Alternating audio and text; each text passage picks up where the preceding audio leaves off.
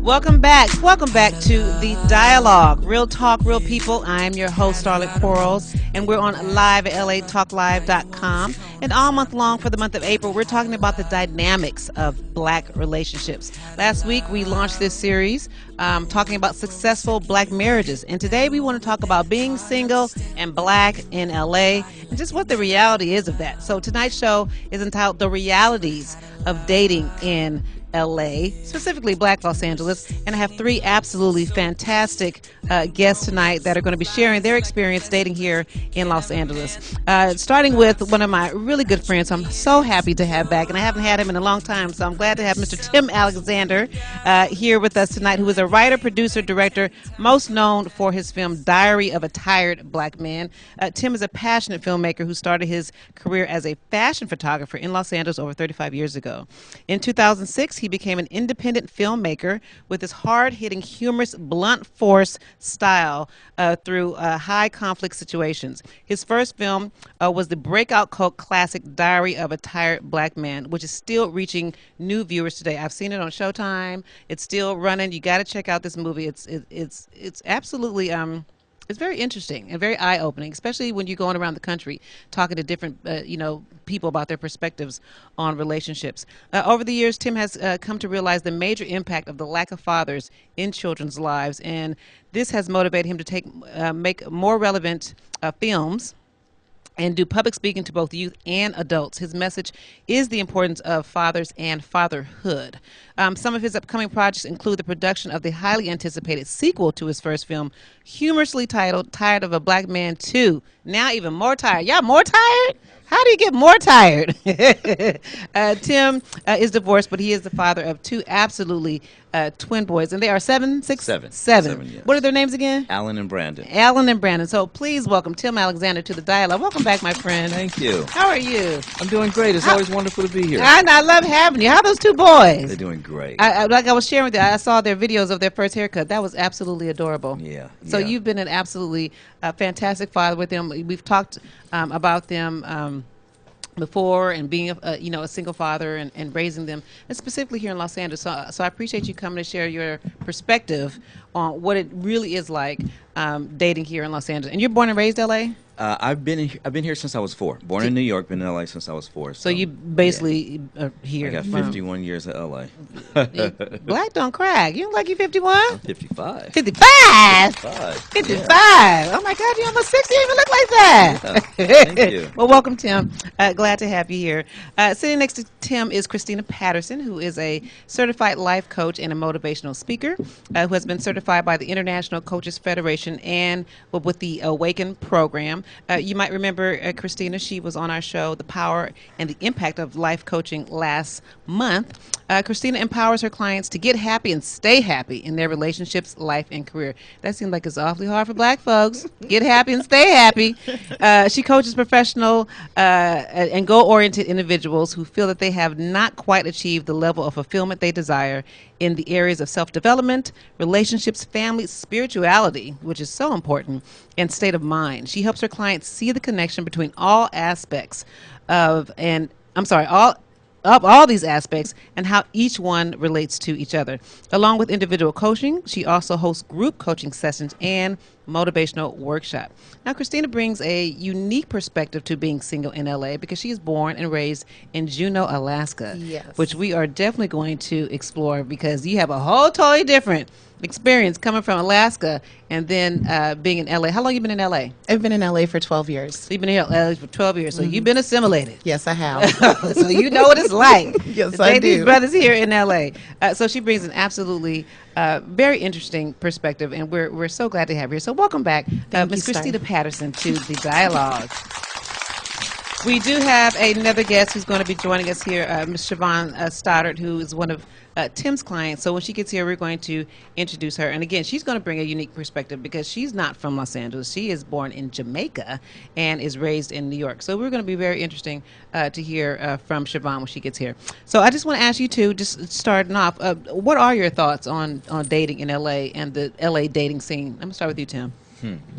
You said, It's quite a scene. You said it's quite a scene. What does it look like? Oh wow! I mean, I guess we can call it dating.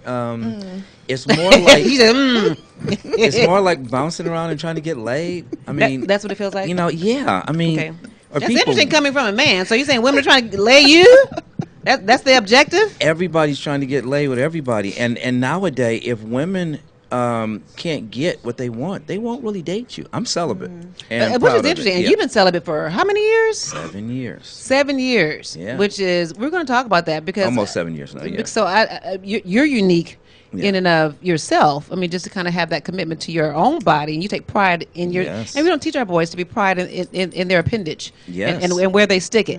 Do you know what I'm Yes. saying? So tell me, Christina, what is your being here for 12 years? You know.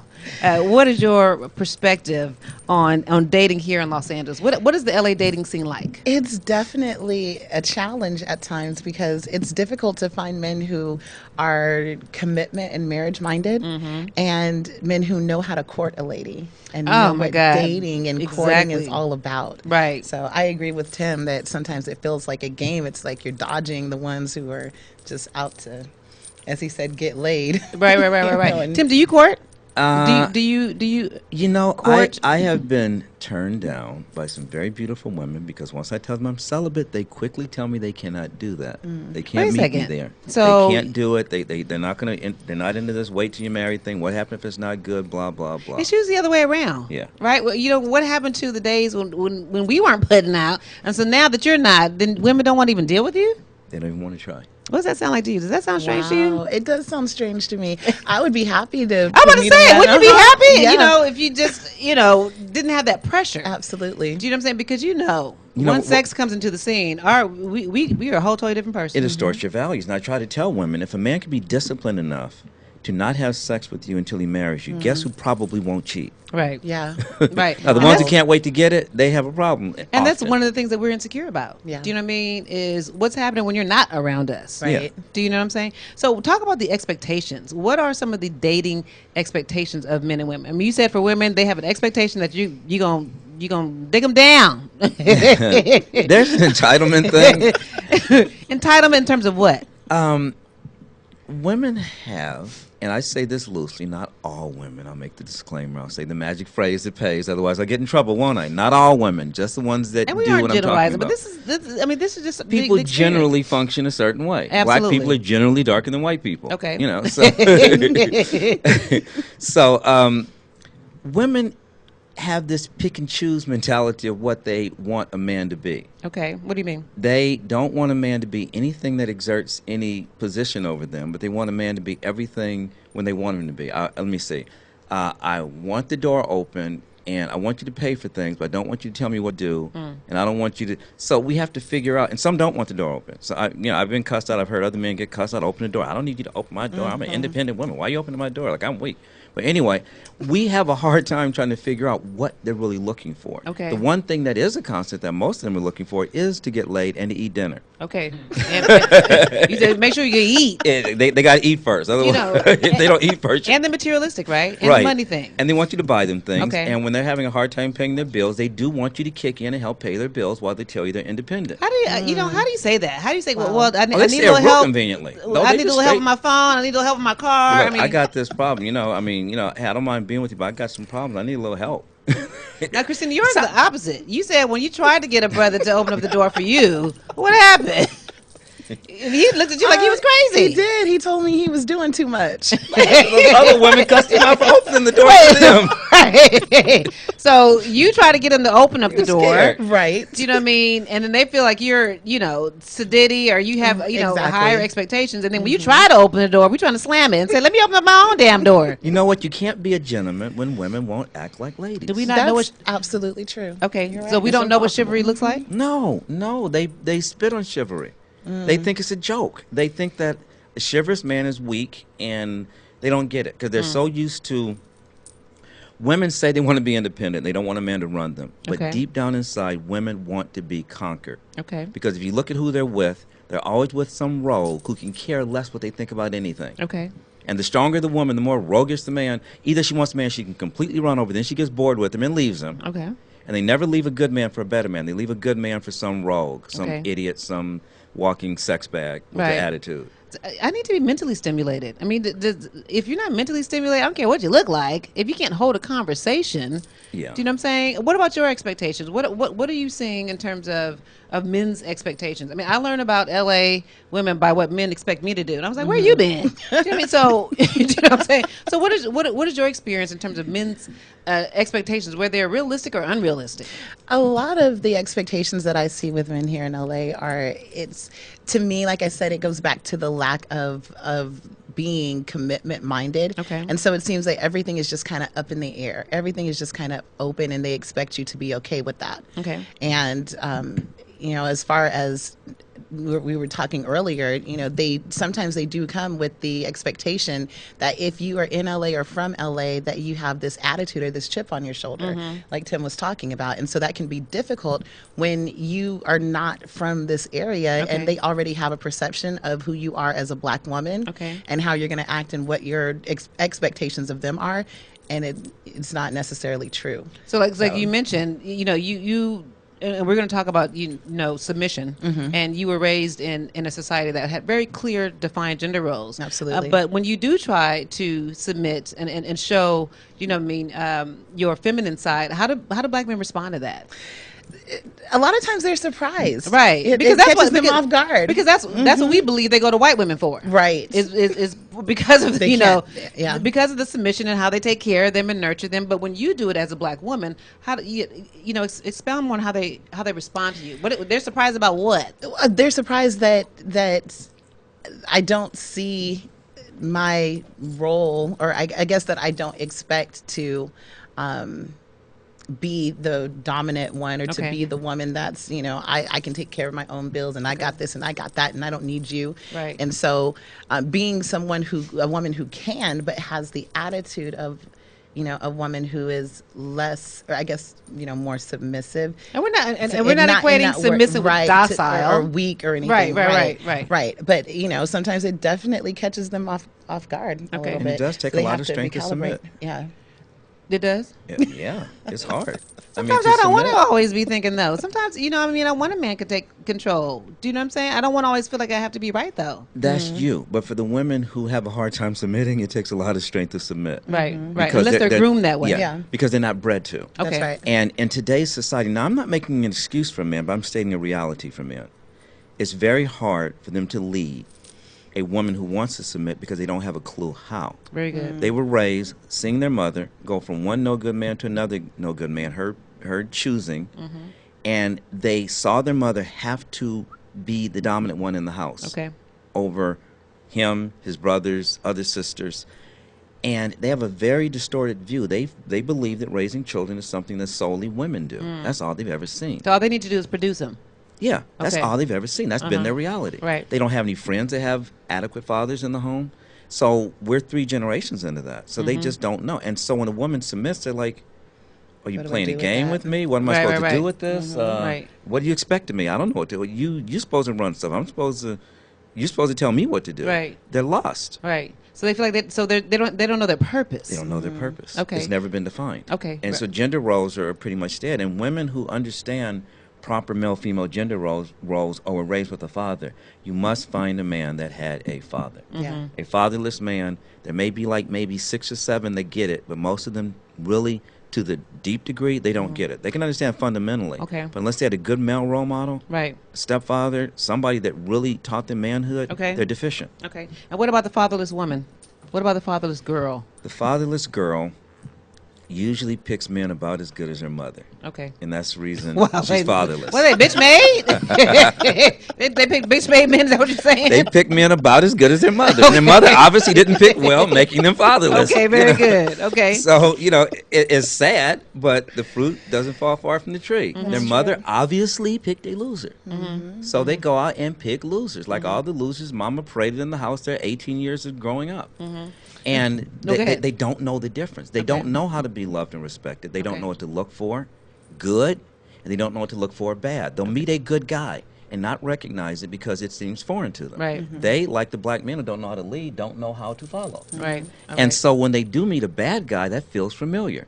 Oh, he's sexy. I know he's going to act up, but at least he's sexy. Right. At least he's got money, he has a nice car, he's good in bed. Okay. I know he's going to act up, but he's sexy, so I'll Okay. take him. Okay. And so you deal with you do a lot of relationship coaching. I do. And so when you talk to women who come from fatherless homes, what are some of their issues in their relationships that you have to kind of coach them through in some of your sessions? A lot of times it starts with their self-esteem. Okay. They didn't have a father or a father figure even in their life from the beginning to teach them how a man should treat them, that how a man should affirm them, should build them up. They didn't have anyone showing them by example how to treat their mother, how to, what it looks like to provide and to be that support, to be that spiritual head. And so they get into situations early in life when a lot of times when they're teens and they start dating men who are not good for their self-esteem and So do they know that, or do you help them realize that, or do they come to you saying, I didn't have a father in the home and I keep attracting the same type of guy? Ew. It's not often that they come and they say that. A lot of times they'll say, well, I didn't have a father, but sometimes they don't equate it to why they're attracting men who are not good for them. Okay. So A father defines his children. Yes, he does. New research has shown that confidence, career aspirations, their ability to face the world is directly related to the father more than the mother. Because, fathers are risk takers and mothers are risk adverse. Okay. The natural way that a man and a woman holds a child is even different, subconsciously. Women hold them this way. They cuddle and men point them out. Look at that. I want you to see all of this and learn from it. Okay. So it's a whole different order. We have a different purpose. We're equally as important, but we're functionally different. Okay. And it takes both sets of instructions, just like it takes both set of DNA to make the child. They need a balance of two different mental dispositions Yes, you to be do. raised. Right, They absolutely. need the emotional, caring, nurturing side, and they need the masculine, logical, directive side. Right, And right. discipline also is one of the most important aspects of raising a child. Right. And children just don't respond to high-pitched voices the same way. They don't. I mean, I remember When a man barks, they jump. and I remember when we talked about relationships before, and you brought that point up. Yeah. I mean, I said it like this. Yeah, you did. When my ex-wife used to tell my children to do things, they might do it, they might not. And they were only like 2. Right. When I told them, they always did. Always did. Not instantly. My father didn't have to say too much. Right. When I heard that bass, I just knew to act right. And sometimes you do challenge your mother. And their mothers are wondering why their children act up Right. because you don't have a baritone voice. And Right. you don't scare the bejesus out of them. Oh, right. No, my father scared me. He didn't have to say too much. So, I mean, so you guys are both single. I know you guys have aspirations to be married. So what do you like about dating? What do you like about the dating process? None Is there of it. anything you like? if there's anything I like about the dating process, it's the possibilities. Okay. It's, you never know what could come from it. And He so- just might He be just right. He just be might the make it. Right. Right. Dating is about as much fun as buying lottery tickets. But there's still that element of excitement, Okay. that you just don't know what could come from it. So Right. that's You what I know, like. dating, you buy your lottery ticket, and then here comes Friday, and then it's like, oh, man. Oh. And that's I usually wasted right another around. $20. And that's usually like around 3 months. You know what I mean? If you, I mean, a person can only, show themselves or hide their true Yeah. selves for so long. For so long, Around yeah. 3 months. You get that far? Right. You know what I'm saying? They tell you to wait 6, but you know what I mean? Around 3 months, I mean, people really show Yeah. themselves. Yeah. In the Yeah. beginning, when you meet them, they're going to put their best foot forward. But after a while, Yeah. you know what I mean? The truth comes out. So we're talking about, dating here in Los Angeles, specifically in the black community. So do you both date black exclusively? Why or why not?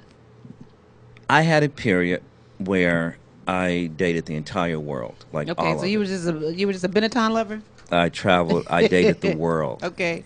And after dating the world and having much better experiences than I had with black women, I, for some ridiculous reason, still decided I love black women. So what is it about us that you love? What is it I about don't know. Even though you've had better experiences with other I cultures, kick myself all the time and say, why Why? don't you get Why? me somebody from somewhere else? you deserve happiness. And if we can't make you Right. happy. And I'm like, So what is this commitment to us that I'll go on a dating site And I tell the white girls, like, no.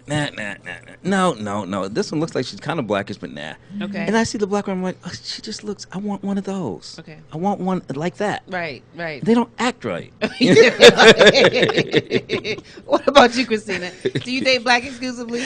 I do not date black exclusively. You're smarter than I am. But is it predominantly of your experiences been with black men? Yes. Okay, very good. So, and like Tim, what has it been? You know, when you don't date outside your race, what experiences do you see, or you know, what are some of the major differences in dating someone that isn't black? Dating outside of black men is one of the biggest things that I see is that the men seem to be more chivalrous. Okay. And it's something that it seems to be effortless. Right. You know, it just happens. They're just that way. And it seems like with black men, like if they are a true gentleman, it's almost like they expect some kind of award or for you to, you know. I opened your door. Thank you. You gonna give me know, something pat tonight? them I on opened the door. back and Right. things Twice. like that. You know, they're really good to me about like making plans, planning ahead, and things Okay. like that. And you know, just being a gentleman, coming to pick you up, and those things that you expect. And with a black man, like you just never know What you're getting. what you're getting. And so, how do they respond to your submission? Well, that's a good question. I've never thought about it. Okay. Yeah, because it's never come up. Okay. And so Tim, of the other, you said you had better experiences. What were those experiences like when you dated outside of black women? I mean, were they more submissive? Were they more catering It's to your easier. needs? Okay. I feel appreciated. They will do anything they can just to make me happy. Okay. To the point where I almost felt bad. Like I feel like I'm using them. I mean, stuff that I would never even think of asking. Why a would you black feel woman bad? to do. I don't know. It's so foreign. I guess I'm institutionalized. It just felt like, oh, what, you doing all that for me? Right. I'm not worthy. But didn't your mother do that for you though? Not really. No, Okay. they've been better than my mother. They've been better than your mama. What? They've been better than your mama? Is that right? No disrespect, my mother is black. We are talking about the realities of dating in black Los Angeles here today. So we want to hear from you. 323-473-3100. Welcome back. Welcome back to the Dialogue. Real talk, real people. I'm your host, Starlett Quarls. And this month we are talking about the dynamics of black relationships. And tonight's conversation is the realities of dating here in Los Angeles. If you don't know, now you know. So thank you for tuning in. We're going to educate you on the realities of being black and single and dating in the city of Angels. Shevon Stoddart has just joined us. I want to formally introduce her and invite her to the panel. She is far from a typical rising pop sensation and Olympic athlete. Very few debut artists will make an impression quite like the Jamaican-born and New York-raised singer who also happens to be an Olympic track star. Since she was a young child, singing has been one of her two passions. At the age of 7, her mom enrolled her into a voice lessons, and from there, the stars began to align themselves for her future success. After spending years mastering her artistic craft, the ambitious singer turned her attention to her other love, athletics, specifically track and field. Upon graduating from the University of South Carolina, Shevon became a professional athlete and made her first Jamaican Olympic team in 2004 and her second in 2008. We have an Olympic athlete here, ladies and gentlemen, ranked one. Can I get a clap? Ranked one of the top 10 400-meter hurdlers. Shevon definitely believes in pushing boundaries to the limit.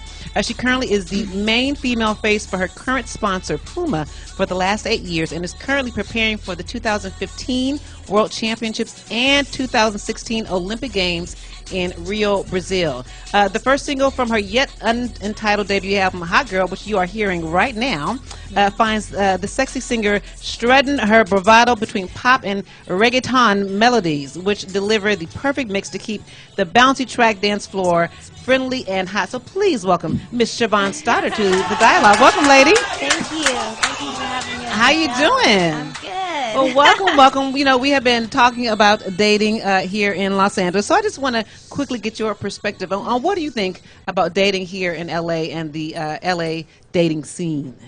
Well, as far as dating here in LA, I definitely think that it's pretty interesting.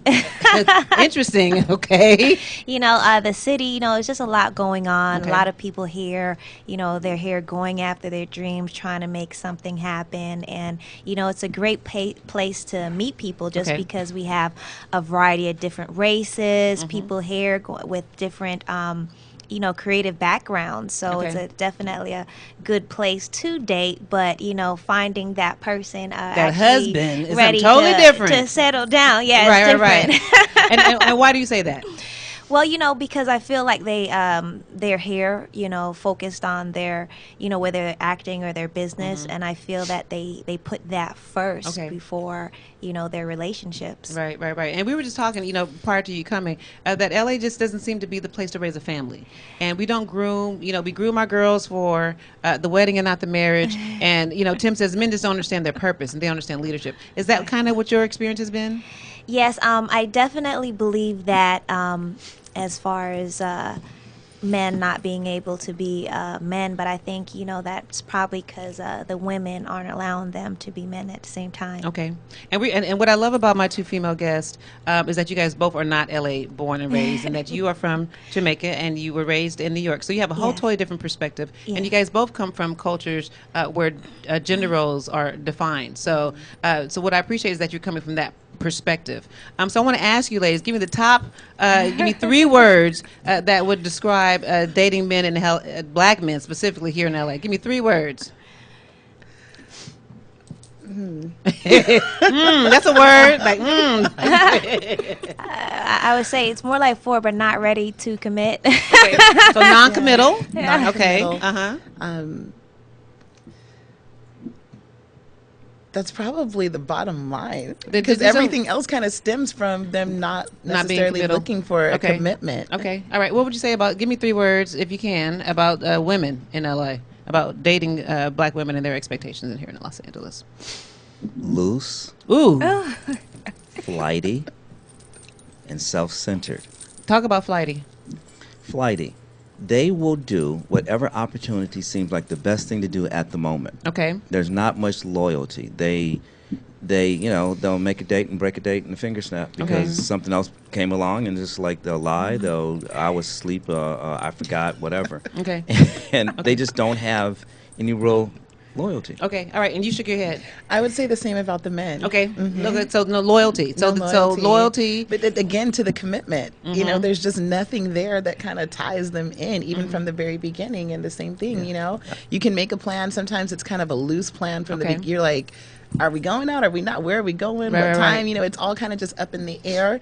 And then even if it is solidified, it's still a maybe until Okay. they're there. And what about spirituality? Is that even in the conversation? Do they have principles? Do you see that there's some integrity? I hear a lot of men say that they go to church or that they put God first. Okay. But I don't necessarily see them living it. Very good. And I don't know that they necessarily have a relationship with God. And that's a requirement for you. It's a requirement for Okay. me. Okay. What about you? I definitely would say that, commitment comes a long way with spirituality and just being religious. And when it comes to marriage, which seems like we have less of that, which to me is, a boundary as far as Okay. in God, as far as what he believes in man and woman together. Right. Okay. So let's talk a little bit about your backgrounds. Did you all come from a 2-parent household? I did, yes. Okay. So share with me a little bit about being raised in a 2-parent household and what that experience was like. What did you learn from your parents' marriage about being a husband and a wife? I learned, I always say I'm a 1960 style man. I was Okay. born in 59 and lived every day of the 60s. And what I learned from my family, my father's mother and father had 17 kids. Okay. All of them are still married. You know. said everybody in your family's married. And right, my Just father raised by generationally. his father, he was raised by his father. No broken father since 1825 on either side. Wow.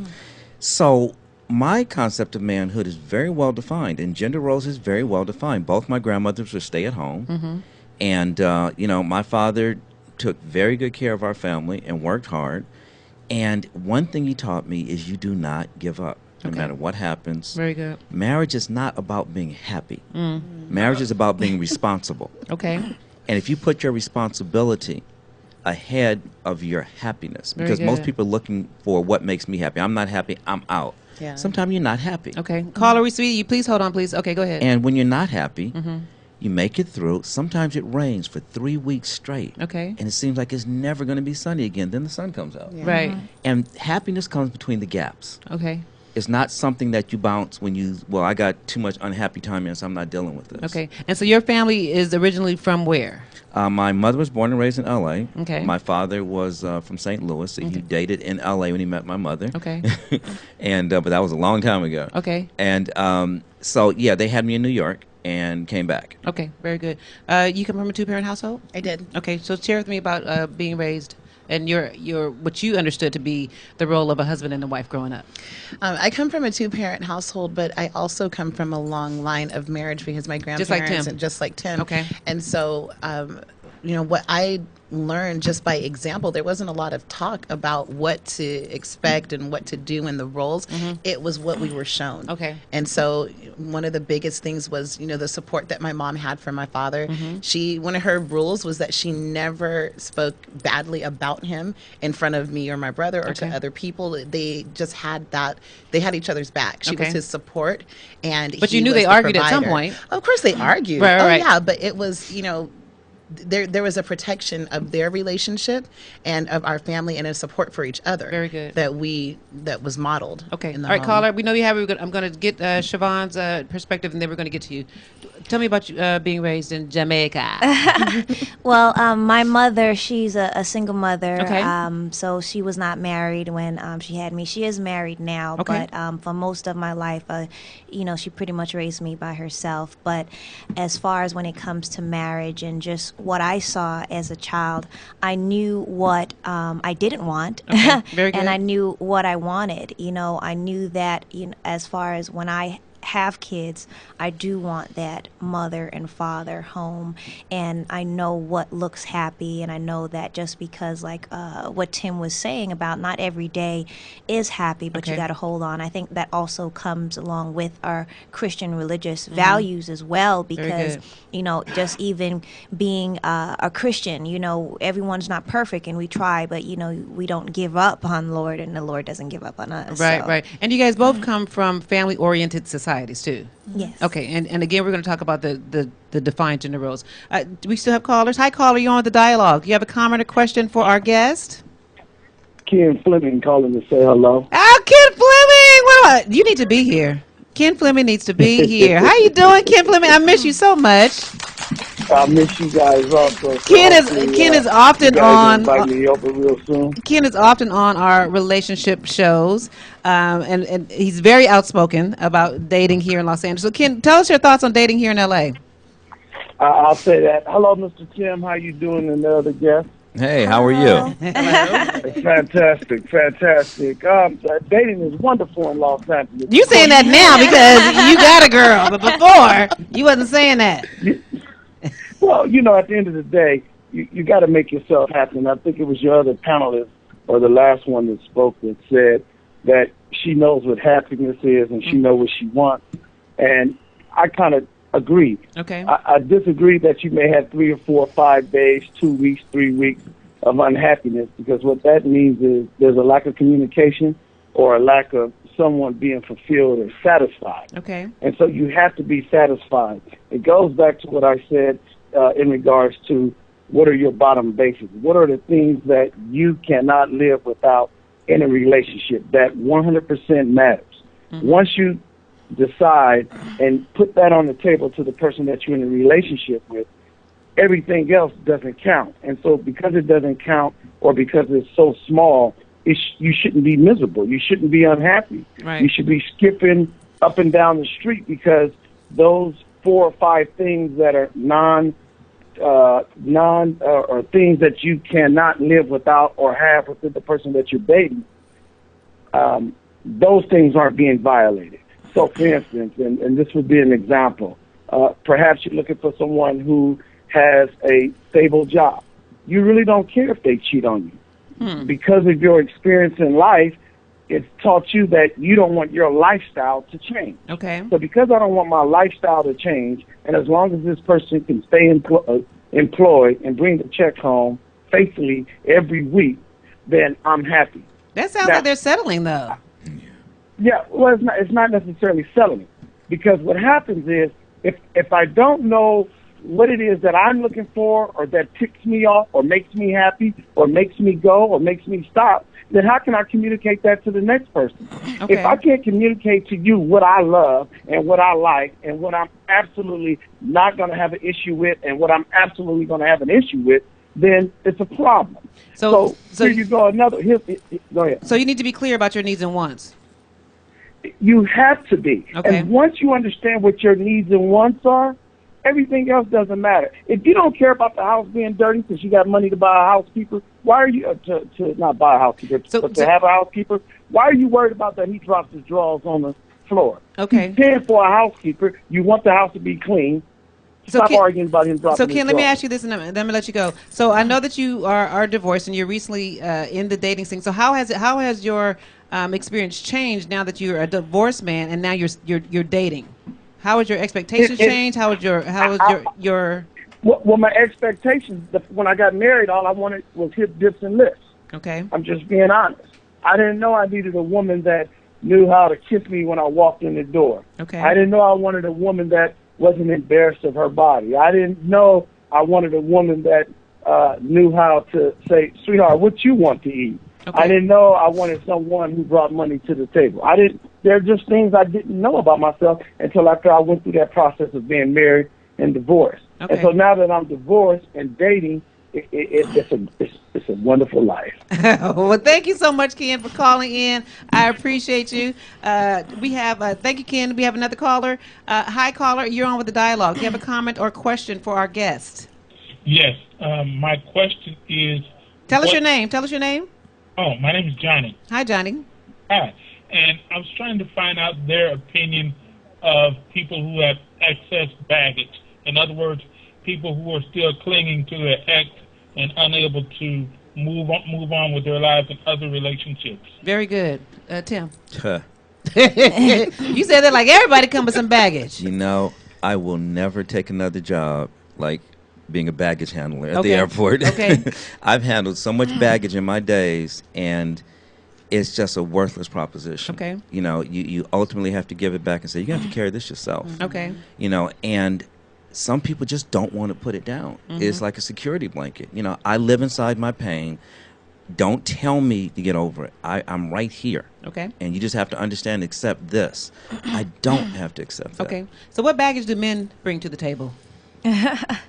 Baggage. I would say, as far as coming into a relationship, and just anyone, men and women, if someone cheated on them, insecurity issues coming into the relationship, you know, which I would say cheating or insecurities is pretty big. But as far as coming into a relationship with that, or any troubles from your past relationship, seems that you haven't given yourself enough time to heal and get over it. So therefore, you know, you might want to take that time before you jump into the relationship with the other person. Take it slow and, you know, just work on that. But it seems that's easy for women to do, but not men. Men, once they get out of a relationship, it seems so easy for them to jump into another. So let's talk to the life coach. So how do you deal with people who come to you and they have baggage at you, or they continue to attract people who have baggage? How do you deal with the baggage? Well, first of all, you know, they have to want to get rid of it. Okay. You know, and so you can point it out to them, and they might even see it themselves. But if they don't really have a desire to let go of the baggage, then it's not going to happen. Okay. But if there is, if they can see what their baggage is holding them back from, then a lot of times that's when a person will be willing to make a change. Okay. So a lot of times they don't get it. They don't understand Is that true their for men too? baggage is, yeah. Okay. Yeah. All right. I would say so. Unless you're a I would say rebound. so. Right. Can Yeah. I do a sidebar on something Shevon said? She said a lot of men have baggage because they were cheated on. Mm-hmm. For some bizarre reason, women seem to feel that only men cheat. Right. And they don't realize that women cheat just as much as men, and it hurts just as much in both directions. Right. Now, men are labeled as these awful, no good cheaters. But as women are finding, if they're honest, a lot of men that they're dealing with have baggage from somebody who hurt them. And we're hurting each other. And both sides blame each other, but women are much more vocal Okay. at blaming men when they're an equal contributor to the problem. Now, one of the things you said during the commercial break, you said it's just hard being a black man. You said, I just had to think about it. It's just so hard being It's a black man. exasperating. Okay, what's so being a black man. exasperating? You know that being a black man is the hardest thing that there is to be in most modern societies? I believe it. Because we're kind of like, there's nobody to dump on. If we're a rogue, we get to run amok Okay. because they're entertained by us being a rogue, and eventually we may end up in jail or famous for being roguish. Okay. Now, if you try to be a decent black man, our women have been basically bred and reared to be future single mothers. Okay. And they have this strength that they built around themselves. And they see weak men as something to run over and conquer. And they see it as a challenge that they gleefully take. And once they conquer the man and get him to submit to whatever their strength dictates that they want to do, Okay. they get bored with the man and think he's weak and they toss him away. And then they go and usually get a roguish guy to get back to that thing that they're used to, because women really want to be dominated. Okay. Now, there's a positive way to do that, but it's usually seen as a negative. But they want to feel like somebody ultimately has this position where I really respect this guy, and that's one guy I can't play with. That one right there is a real man in my life. Okay. Right. Yeah. Now, when men try to do what women say they want, they throw them away like he's a punk. Right. They have to march to their own beat and be like, no, I ain't gonna do that. Right, We're right, gonna right. do it like this and make them like it. And That's so, the art. And so Christina and I, when we were, you're so hilarious. We were talking, sometimes even when we do with our little boys and with our little girl, the differences in allowing them to show emotion and show expression. So when the little girl falls and she cries, we nurture her and tell her it's okay. But when the little boy cries, do you know what I mean? Suck it up, you're a man. No, it's a new world. When the little boy cries, "Oh, honey, oh, baby, come here, That's here, the little single Johnny, mama? let mommy." Yeah. They raise them like they're raising male girls. Okay. And there's so You know. many single mothers out there though today. Okay. When my sons get hurt, I'm like, "Boy, please, you ain't bleeding. Why can he Get up." cry? But why can he cry though? He doesn't need to cry. Why? He's in See, pain. that's But exactly he does why. need to That's cry. exactly why we don't need. I love you, but we don't Yeah. need single mothers raising boys. I ain't got no kids. I know. I know you're I'm not saying, one. I but- know you're but how not come one. he But the can't- very thing that you said. But how come they can cry if they the feel very pain? thing you said is a gender difference that women just don't understand. Okay. Yeah, You don't cry. Get I your butt up, agree. boy. I definitely agree with Tim as well, because they're the ones that's going to be the head of the household, or the protector. Okay. And when you're in a situation when he has to be the strong one, when you're in a storm, he can't cry. He can't be crying. See He what can't happens? cry, and it might hurt everyone, but someone's got to not shed those tears. Okay. And that's where I believe it comes from. So Wait. And you know what? I've had so many women tell me that their men break down and cry like girls. They just start crying over every little thing. Haven't you heard that? It's like, this dude, I went out with this dude. He started crying and bawling because their mothers taught them, "Oh, you can cry, little Johnny. You're a male girl. Go ahead and get your cry on." Okay, well, let me ask our ladies, specifically being raised in a society that has very defined gender roles. Do you know what I mean? So talk about that. Talk about what it's like being raised in a society that has very defined gender roles that are respected and that is bred to for families. I'm gonna talk with you, Christina. What is that like? Tell me about Alaska. Do you know what I mean? And just women, they don't feel less than being submissive to their men. They don't feel less than catering to their men, even if Right. they are independents. So growing up in a society, because we're not bred that way out Right. here. So what is that like? Well, like you said, they don't feel like they're being, run over, or like the man is, being dominant over them. They take it's pleasure more- in doing that for their men. Well, yeah. Okay. And they are free to just be women. Okay. They don't have that hardness Very about good. them. They don't have that, like they've got the weight of the world on their shoulders and all of that, because there's a balance in the relationship, and the roles are defined. And so they're allowing the men to be the men, and they're taking pleasure in being the woman. Very nice. What about for you, Shevon? With what she was saying, I agree with that. And when it comes to just a man, and I feel that, men these days aren't really, some of them are just not coming up, standing up to the table and being men. Okay. So, and especially with the whole gold digger, or having a woman that can provide for her own. Right. To me, it's almost like, okay, you're just kind of shifting your responsibilities, because you want a woman to take care of you now. You're not really a real man. Right. You're supposed to be the provider, Okay. and take care of your woman. Yes, she should have something, but Right. with songs and stuff that they come out with today, I feel like they're trying to switch and get Put rid it of on some the- of their Right. responsibility. Right. Now I've said it publicly, so if I hear anybody else saying they got it from me, but that black men know how to go to court and they know how to play in the court, but they don't know how to court a woman. And so you said you were raised in a society where men do court, and that Yes. your father was very involved Yes. in the men that you dated, and he Yes. constantly reaffirmed your beauty Yes. and told you how to choose a man. So what is that like, having a father who teaches you how to court, and what is that like to be courted? Because I think women in LA don't know what it's like to be courted, what it That's looks so like, important. and men don't know how to do it. So talk about being courted. Yeah. It's invaluable. It really is, because it's something that you're not going to. Sorry, you're not going to. You're not going to have it unless you're taught it. Okay. It's something that we learn, and so just having that father that just from the very beginning, even him just being there, just having his presence and then having his involvement in my life, and then being intentional about the building up and the affirming. Okay. There's You said nothing being like intentional. intentional. Very Yeah, good. absolutely.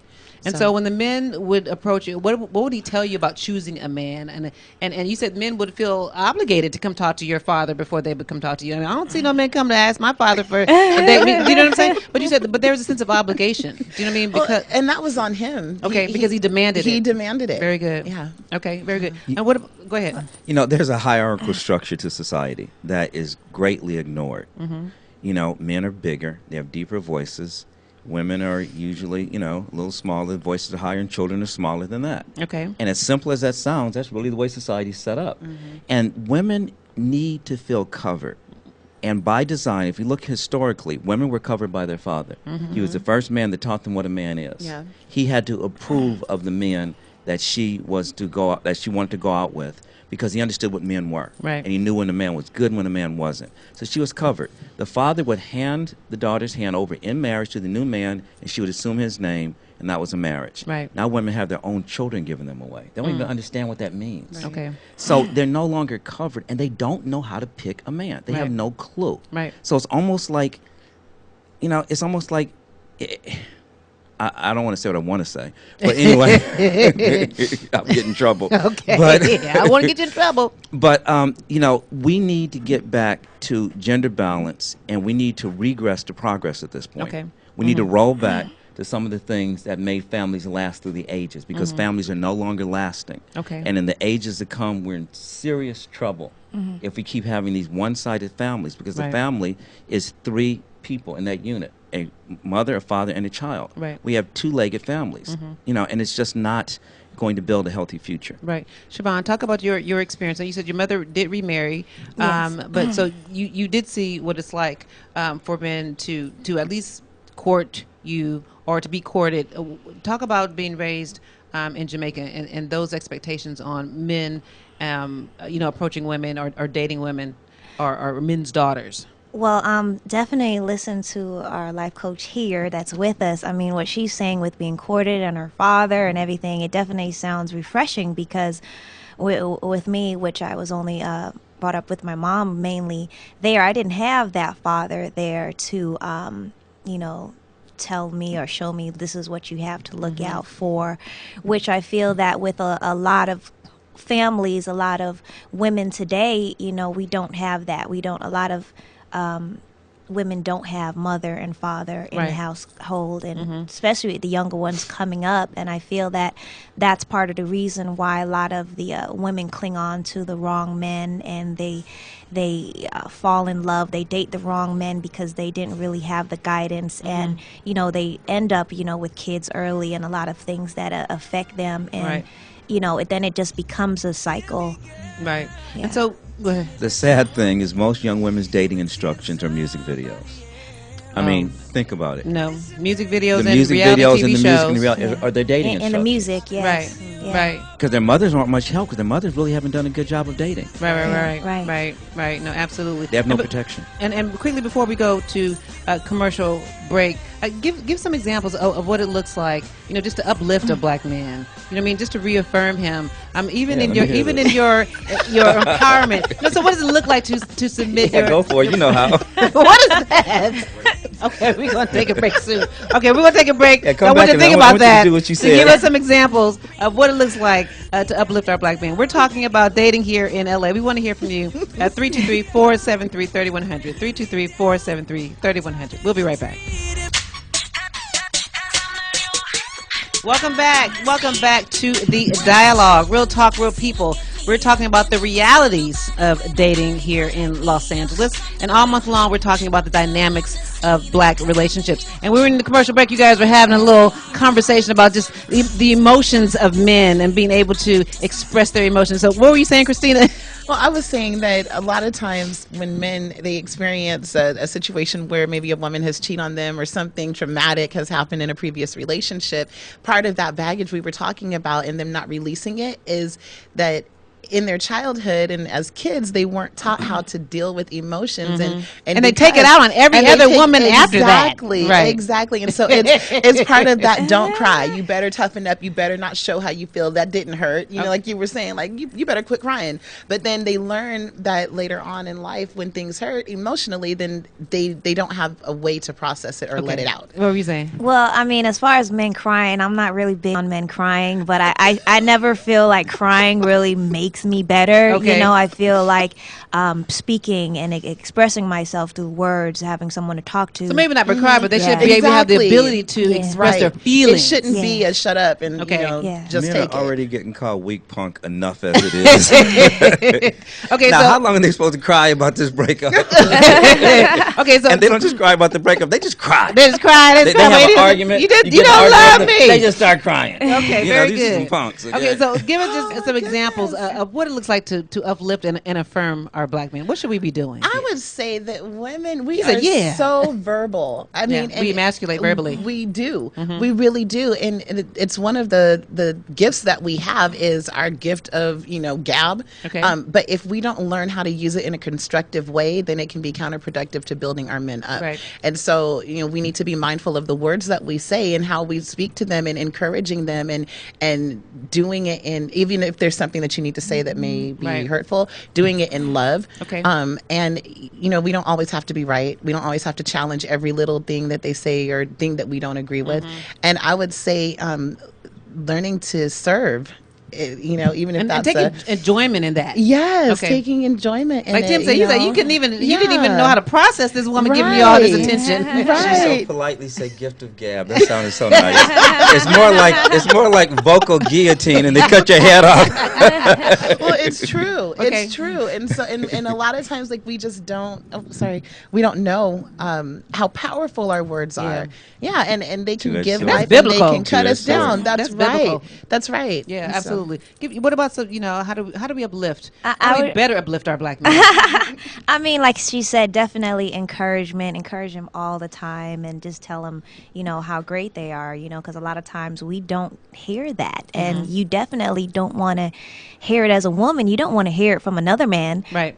Giving you you look so good or this Right, or you whatever. sure You don't. want to hear it from your man. And Right. the same thing with a man. You want to make sure that you're the one that gives him all the attention that he needs, so that he doesn't need to receive it from someone else. How does that make you feel when we do that? You know how they give the statistic about every so many seconds there's a car accident? Every less than that, there's a man getting called a weak punk by the woman that he's trying to love. Okay. And it builds up.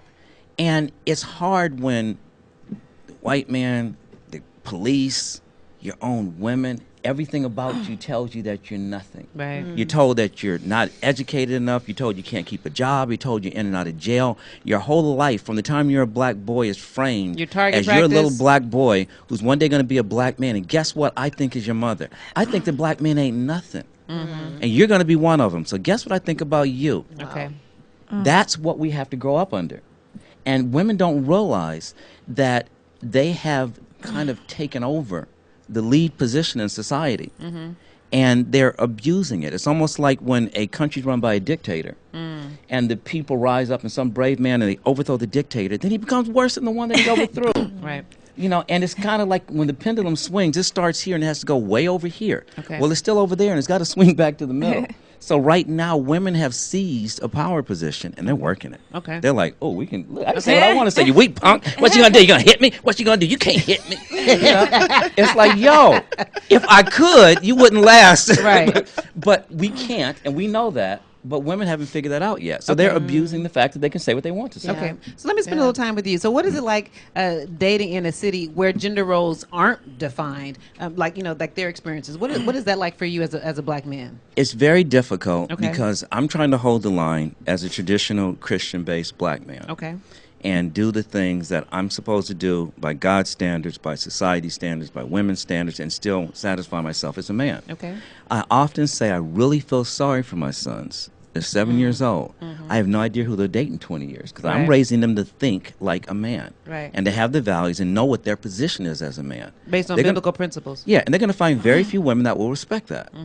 So they're going to be looked at like Neanderthals to a degree. Okay. Unless there's a few, maybe they can find a Mormon girl who understands. Oh, Lord Jesus. You know, Yeah. but most mainstream, African American people, they're throwing that away as far as they can throw it. Okay. So it's very difficult to be the man that women traditionally said they wanted, because women used to desire a man that spoke well, had a decent decorum about himself, had respect for women, wanted to take care of the family. I've always wanted a relationship where I can take care of the family, and my How does wife. that make you feel? Does that make you feel like a man taking care of your family? You want to do that? Absolutely. When I was married, my wife worked until we got married, and then she was a stay-at-home mom. If she wanted to taking work, care were of you our okay with boys. that? Or would you prefer her to be at home? I preferred her to be at home. If she really wanted to work, I would have let her do what she wanted to do. Okay. But, I wanted to do it the way that it should be done. Because Okay. one reason that the kids are so wild is nobody's at home taking care of them. Okay. Both their parents, by the time they get home, these kids have already acted a fool. Okay. Gotten pregnant and had sex in your bed and everything else they wanted Right, to do. right. You know? Right. But, Mama used to be at home making sure that what Daddy mandated was carried out. Right. And so we have to get back to something that feels more normal, because with freedom comes the freedom to be irresponsible. And what's interesting about that? I used to work in my former life, I was a teacher. I was a preschool teacher, and I used to work at this really predominant school in West Hollywood. And a lot of the mothers who were there were housewives, but they had masters and PhDs, and they enjoyed just going Korean to the gym. women get educated Going to the and gym. stay home. You know what I mean? And when I was in graduate school, my father told me, and I've said this before, I sent you to UCLA to find a husband. And I'm like, well, what class was that? Their Do you know what I mean? education is But to help that's their what children. white women do. Do you know Yeah. what I mean? When they're there, their intention is to make sure, whether they get the degree or not, Right. that they're finding a provider, a mate. Quality men. for And now, them. for the first time in history, there are Right. more white women in college than white men. Right. And they're So, getting husbands. but men are getting pushed down in society, and women really don't want husbands. You'd be Okay. shocked the amount of women, when you say marriage, I'm like, oh, no, I'm not ready You mean for black that. and white or just black? Black and white. Okay. All right. They're eschewing that because they want to. Their independence is starting to mean more to them than a traditional family. So let me ask you about the black women's strength and this concept. Can I add of- one other thing? Yeah, Hold that thought. absolutely. One reason that it's hard for women to get married is, I often say, it's crass, but if vagina traded on the stock market, it would be worth a nickel. Yeah, Because it's I've heard that before. It's not valued. Right. And so women have put themselves in a position by being so free that they no longer can find what they say they're looking for, because there's no reason to marry a woman because you will get less sex. Right. And matter of fact, the two married couples that we have on last week who have been married for 30 and 40 years, one of the things that they said that stood out about their wives that they chose is that they didn't put out. And Exactly. that they had standards, and that they did put God first, and that they had some principles and made them step up to the next level. Those are the ones we want to marry. Those are the ones you want to marry, are the ones who have some morals, who have some principles, and who keep their legs closed. The one who gave you some, you tell her that you marry her, then you just never get around to it. So do men still even want virgins? Is that No. Why? They actually do not want virgin. I've heard them say it because they don't have enough experience. They don't know how to do it. Women are so. You know what? I'm sorry. do women still want Before I was celibate, I found that some of the stuff that women want to do, I'm like, you want to do what? They want to do truffle butter, apparently. It's like, who Truffle the butter. heck have you been messing with? I just Who found out what turned you truffle out? butter was. I did too. Isn't and that I crazy? was I haven't even heard of that every one. time I I don't heard know the what it song is. now, I hear the song, I'm just like, what? We all know that's how you get a yeast I'm like, infection. what Do you know it's what I'm saying? horrible. I Videos couldn't y'all believe it. watch? Who wants to do that? Right. Well, what is truffle butter? Look it up. Yeah. No, I want you to tell me right here on the No, air it's not you worth know. repeating. Tell me what it is. You know what? And what's unfortunate is I'm a beat person, so I love the beat. So I'm listening to the beat. Right. Do you know what I mean? And so it's not until I don't know what truffle butter was. I thought it was candy or Yeah. chocolate. But what it is a man has Ugh. anal sex with you, and then he puts his penis in your vagina without taking off the fecal matter. Now we all know the white from the front to the back. Do you know what I mean? So these girls, Oh, that's you missing know the what I'm mark. saying? These girls now. I mean, is that a trend now? Are they trying to make truffle butter? And I mean, a what lot is of going on women- here? A lot of women will perform oral after anal. But you know, and I'm also learning from talking to some teachers that oral sex is now kind of like a rites of passage in middle school. They call it the new like good a- night kiss. And Yeah. there's These a little girls are doing documentary it in called the middle new good school. night kiss. They're doing it in grade school. They're having And oral now sex the in grade school. Yes, Does now it the even feel bathrooms good in grade now school? the bathrooms are oral are unisex, which I don't know who came up with that dumb idea because the teachers can't stand in the bathroom while the kids are going to the bathroom. Right. Because they have their own bathroom and they're forbode. I have a teacher who told me they're forbode to go into the kids' bathroom unless there's an absolute knockdown fight. So the kids are left to their own devices. My kids go to a school where from kindergarten on up, the bathrooms are unisex, the middle schools, the high schools, and the universities. That's crazy. I don't get that. I don't but, either. One teacher said they went in the bathroom and found two 5-year-old boys with one's head buried in the other one's lap giving him oral sex on That the is floor. crazy. So it is, they see it, they hear about it, there's access. And the lyrics. The lyrics of the They're songs. playing on the subconscious and mind. then one little kid knows what that means and he tells the other ones what Yeah, it he means. does. And then they start trying it. And parents are busy and nobody can tell anybody 'Cause anything. the mother's not at home. Mother's not at home. Okay. And, these kids are getting home and they're by themselves. You know how dangerous that is to have your child at home by Right. themselves? Right. Yeah. Right. And they got little With- nasty friends down the street and they can send with each the other little internet text message. My mama comes and- home at 7. Right. Come over and right, get it. Right. You know. Right. So I want to go back to the Black women's strength because that's one of the things here in LA. We talk about. We're successful. You know what I mean? We talk about this independence. So is there any value in our strength? I mean, is there anything you appreciate There's about a the lot Black? of value. What do you appreciate about the Black women's strength? Just like anything else, strength has to be focused. Okay. If you have a fast car, you don't want it to run away from you. You can have a pit bull, but you want it to be under your control. Okay. When that strength is under focus, you can say, now I want you to bite that person because they're threatening me. Okay. And not just bite anything you see. And there's a difference. That strength is extremely valuable. Okay. It's How do we- valuable how do we to misuse the it? children. It's valuable to the man because if I have a woman who's in right alignment with me and I'm not there, she's the vice president of this union. Okay. You gonna handle that, make me proud, and then if you need some help, I got your back. Okay. Very good. So if we got women to understand that we need to be in alignment and that we are co-partners, but we have different functions. I often say the vice president does not argue with the president for his position. Mm-hmm. Right. I'm the president. I hired you to be my vice president because I trust you. Okay. But the final decision is mine. But I'm always going to consult you because I hired you because I believe that you have a good point of view. So that is the husband and wife, union. Right. President and vice president is really simple. We're not co-presidents. There's Okay. never been a co-president of the United States of America. Right. So We're not- so what was interesting, we were talking, I was talking about the impact of slavery that I felt had on relationships today. And then you said, but even in the 60s, our Yeah. families were stronger. Do you know what I mean? The marriage, was intact. We were in the church. You said it was feminism. I try to correct that every time I hear it because if people are allowed to believe that, they will never understand the real problem. Okay. Slavery didn't jump over a 25-year period and land on us again. We got past that during the civil rights movement. Black men and women came together to overcome. Right. We had solidarity. Our families were the strongest in America by a good margin. 84% fathers in the home, lowest marriage, Call lowest RC. out of wedlock births, lowest divorce. We were great. And from 1968 to 1978, in 10 years, they destroyed us. It was brand new. Okay. The feminist movement wrapped their arm around the black women, even though they would have hit them in the head with a brick just a year, 2 years earlier for trying to go to college. They all of a sudden were standing in solidarity with their fists raised against the male chauvinist pig. Okay. They taught our black women to be independent, not neither men. The government followed that immediately by saying, here's money as long as you don't have your man in the house after he gets you pregnant. And the other thing, it was a whole cacophony of things Okay. to basically end the patriarchal family structure because the leaders of the feminist movement were lesbians, and their stated goal was to destroy the patriarchal family structure. What do you guys think about that? About the feminist movement and its impact and the demise of the black family? kind of got you stuck there. Huh? He said so many things. Right, It right, made right. us competitors instead of companions. Right. And someone said that last week that we're competing in our relationships. We're not complimenting one another. We're not trying to be one. We're competing for power. Okay, Yeah, we have a caller. I'm sorry, you want to say something? Oh no! One of the points that he made was if you had a baby, you would be okay because of the government. Right. With Yes. I think that is something that is The I would welfare say system. is true. Yeah. So then it gives women like, okay, well, I have a chance to be okay, or have a safety net of that sort, and they're not using the protection that they should or making the decisions that they should going into. You said we're raising And to baby add one mamas and quick not point- wives, right? Yeah, to add one quick point, the sexual revolution that came with the feminist movement was ridiculous because that's what made the out of wedlock babies born. Okay. Because women used to say, "You got to marry me." Now They they're sure just did. having The babies. shotgun. And they Shotgun and a lot of wedding. them got pregnant the first time they had sex because it was before the pill and before abortion, and you want to have sex when you're ovulating.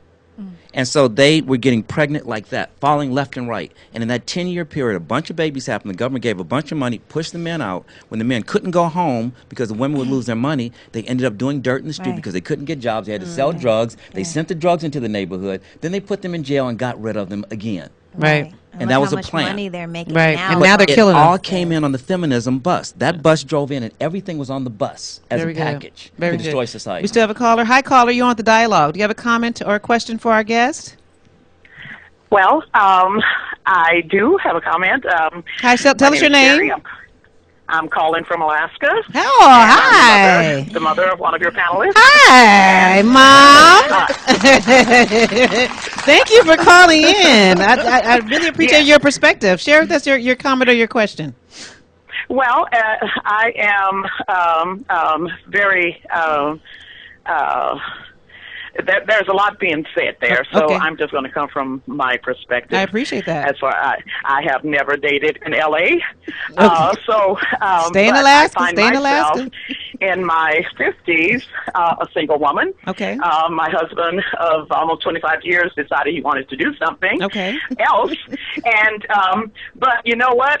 A person got to do what they need to do. Okay. And you regroup. And I, at the moment, do not date. I am waiting to see what God has for me. Very good. I think it's dangerous to date these days. So much can happen. And I love being married, and I will be married again. And I just think the whole dating scene for some people just need to be very, very careful. Right. I just take the position that it's not for me. Right. And I will wait so until if you're not- if you're not God dating- sends I'm sorry? If you're not dating, then how will you get to know your husband if you're not dating? I believe that when that person comes along, I will know it, Okay. and then we will go from there. Very good. Yes. So, thank you for allowing me to Thank give you for my calling in. I 2 cents. appreciate that. I wanted to support this because my daughter's there. We love your And, daughter. I'm We very absolutely proud of adore her. Thank you, Mom, for calling in. You're welcome. You're welcome. So I wanted to ask, our panel before we left, talk about the influence of the media and pop culture on relationships, especially here in LA. I mean, we got these reality TV shows. We talked about, truffle butter and the music, and so talk about. And I'm sorry with you, Shevon. Talk about the influence of pop culture and media on Black relationships. Well, I mean, it's horrible. Right. Whether it's from the TV shows portraying Black women and even men, just and relationships, it's definitely not a good look for young kids. There are no role models. These are the people that they have out, and they represent our culture, our race, and it's just sad to see this representation. What type of shows do you remember growing up? What kind of shows? Positive shows I mean, about that show Black people specifically in a good positive times. light. Good times. That's right. The Cosbys. Positive shows, family shows. Seeing Black people being successful and Fresh being Prince. good at it. Now we're seeing just horrible Right, things that right, can't right. even explain. Talk about the influence. What shows do you remember? You said Fresh Prince. Yeah, like you said, Good Times and the Right. Cosbys, and I love the Fresh Prince of Bel Air because you see the judge and you see the lawyer, Absolutely. and with the Cosbys you have the doctor and you have the lawyer, and not that that's what it has to be, but you at least see a family unit, and you Okay. see the husband and the wife, and then the children, and it's something to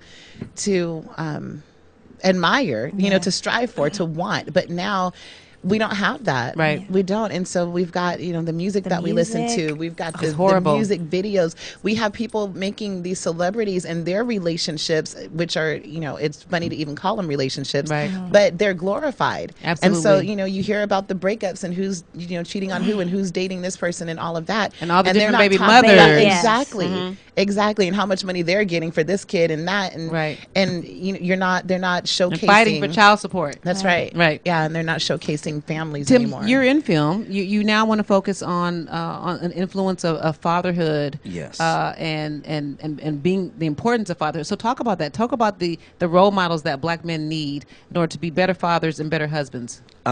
We need better media. Okay. I'd like to quickly piggyback on something your mother said. I hate dating. Okay. I believe in courting. I'm trying to court one woman at a time Very and good. see if I can actually get someplace, which is to the finish line, which is marriage. So define the difference. What's the difference between dating and courting? Dating is I just like to go out, and I'm going to go out with that one, and that one because I like to go out. Okay. Courting is saying I met this woman, and I believe this woman has something special, and I want to investigate to see if I can make a lifelong commitment with her. Very good. There's a big difference. It And is. you would think that, I'm not doing a commercial, but this is just ironic to me. You would think with my values, celibate, God-fearing, take care of my children, blah, blah, blah, you would think that I'd have my phone blowing up. You would I'd think be that, on right? social media. Think that. Right. Nothing. Women don't, they Christina's say like, they I can't want even it. find anybody like you. Right? They say they in want black, it. right? Nothing. You can go on my Facebook. I'll give you my Facebook password. There ain't nothing in my inbox for somebody trying to hook up with a brother. Because Right. women don't really want what they say they want. And you said when you tell them Wow. that you're not giving them sex, they don't want to even deal with you. Right. Which is crazy. I promise. I'll give you my password. Go look. But anyway, as far as what we need, media has destroyed our values. The shows they were talking about were cute. I grew up on Leave It to Beaver, Father Knows Best, I Love Lucy. I Right. grew up on the hardcore stuff, you know. Right. And fathers but were. with those people being white, did that still have an influence on you, even though you couldn't I culturally saw a relate man to them? and I saw a woman. Yeah. The Okay. fact that they were white had nothing to do with that's a man, that's a woman, this is what men do, that's what women do. Okay. We see white people on TV now. We relate to it just as well. Okay, you very know? good. You know, we can't make a racial excuse because Okay. people are people. And the dynamics of the white family aren't much better than the black family actually. Okay. All right. You know, they're falling apart too. We just fall faster. Okay. Everybody slides behind us. Okay. But we were the lab rats of America. They deconstructed our family as a social experiment to figure out how to deconstruct the entire American family. Broken families are worth billions of dollars. Okay. Broken people do broken people's stuff. And you make a lot of money off of broken people. Wow. If everybody did what they were supposed to do, entire industries would be gone. Right. So there is an advantage. There's also population control. Okay. But if you look at how many of our young men are effeminate, and I mean either gay or so close to it, you can't tell if they like wee-wees or woo-woos. It's like, Right. I can't quite figure you out. You must like something. Right, you know, right. but something is out of balance because we should not have a hard time finding a sufficient amount of masculine men to deal with women we're who are even looking seeing for that, men. down south, where there used to be that southern There used to be comfort. homophobia. You were now just saying, we got prancing elite. Right, when you were in Atlanta, you know what I mean, your fear of dating men there on the down low. Yes. And how when you would have a man, that the women would just brazenly Exactly. look at him as if you can just take him right out your hands. Unless he was a good man who's celibate and God fearing and trying to do what he's supposed to do, they'll ignore that. Is that one. still, No, va- they is still- that- they're going is that after still that, too. valuable in down south? In the South, yes. Still. In Okay. South it is. In Yeah, LA they don't because- want yeah. it. They want to have fun. Yeah. Right. In the South is just a more religious, more churches, more people that go to church in general. Okay. So- Yeah, I better Right. take So my there, butt so down there is south. some principles. There's some Yes. morals. There's some integrity. A little bit more, but I'm glad Right. you said that because we were talking about dating in LA and we didn't really compare LA to other parts of the country. Right. Yeah. But in LA they don't want it. They don't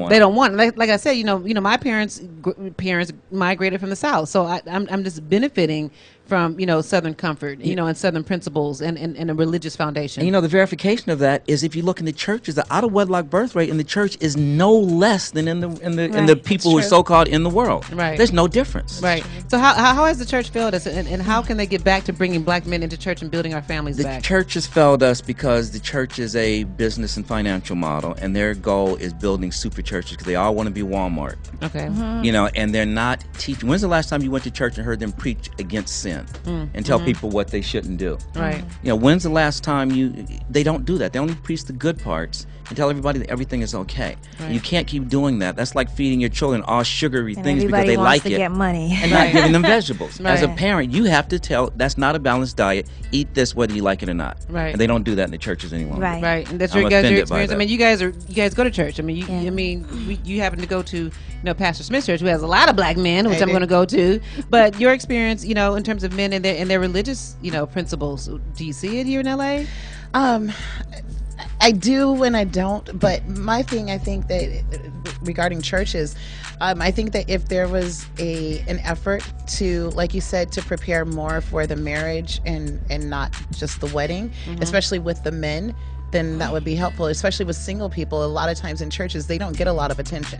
Right. And so, they focus a lot on the married people and maybe counseling people who are already having issues, but not on preparing people for the relationship. Same for you? Yes, and definitely when I was younger, I went to Sunday school and did all those little classes as young kids, and I don't feel that the kids here in LA, when they're bringing them up, I don't feel that the parents are sending them to Sunday school anymore, or teaching them, about their Bible or anything of that sort, so it's just going to carry up. Okay, very good. Thank you so much for coming. How can people find you real quickly? You can find me on Facebook, Tim Alexander, LA. And he'll give you his password. And, and find Shevon Stoddart online, and you can get a copy of Hot Girl. I'm going to do the pre-commercial. She's going to tell you again. Okay. You want to buy Hot Girl. The song is hot. Okay, quickly, how can people find you? LifeCoachChristinaMichelle.com. Shevon? ShevonStoddart.com. That's ShevonStoddart.com. And also, I use my same name on Twitter, on Instagram, Facebook. You can find me. Fantastic. Thank you all so I'm much. proud to say I manage her. Yes, you do. Yes, you do. Thank you all so much for tuning in today for our conversation on the realities of dating in Los Angeles. Join me next week as I continue this conversation with members of my family. So I hope you join in. Again, thank you for tuning in. This is Starlett Quarls signing off as my mama's child and my daddy's baby girl. Until next week, God bless you.